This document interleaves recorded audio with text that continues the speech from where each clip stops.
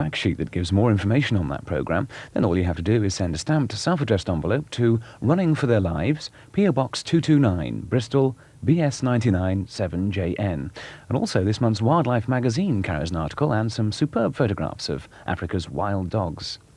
Well, next week, the Natural World visits Scandinavia to meet the wildlife and the people from the land of the midnight sun. That's next Sunday evening at 7:15 here on BBC Two.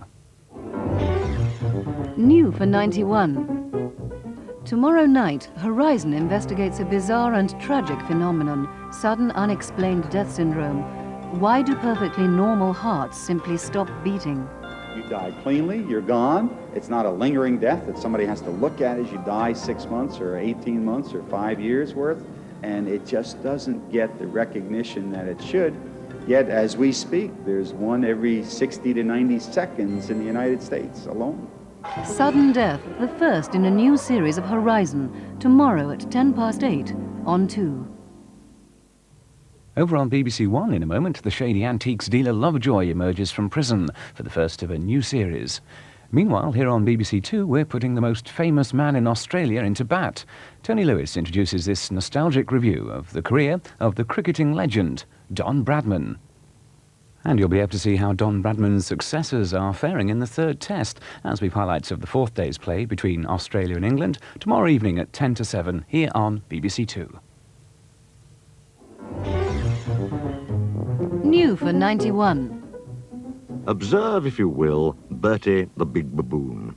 Although undoubtedly attractive in his own unique way, the admirable Bertie is, quite frankly, somewhat limited. Just compare him to these miniature wonders of the modern world.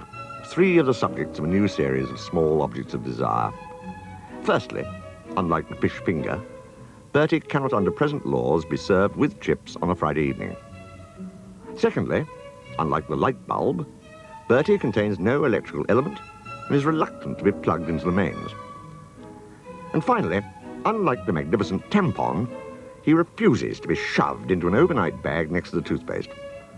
So there you have it. The advantages of small objects of desire over big baboons. Never mind, Bertie. Someone still loves you. A new series of small objects of desire begins on Thursday at 10:10 on 2. Back now to Tonight on 2, and in a little over 5 minutes, we've part 2 of the highly acclaimed film drama of Jeanette Winterson's Oranges Are Not the Only Fruit. But first, we bring the Christmas season to a fitting end in the company of the esteemed Sir Arthur Streeb Griebling, who tells Ludovic Kennedy of his final gift for Christmas. Over on BBC One now, in See For Yourself, Julian Pettifer presents his film report examining how the BBC is facing up to its future, and then Esther Ranson chairs an open discussion between you, the viewers, and the people who run the BBC.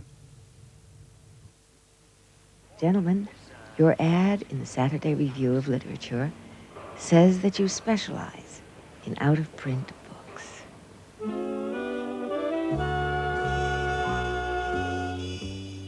I remember years ago a guy I knew told me that people going to England find exactly what they go looking for. I said I'd go looking for the England of English literature. And he nodded and said, "It's there." Anne Bancroft and Anthony Hopkins star in the extraordinary story of a transatlantic love affair with literary London. 84 Charing Cross Road is in an hour's time at 10 o'clock on BBC Two.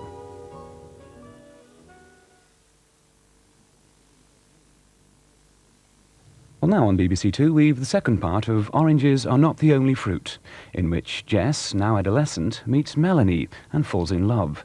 This ignites the anger of her mother's church, whose retaliation is violent and uncompromising.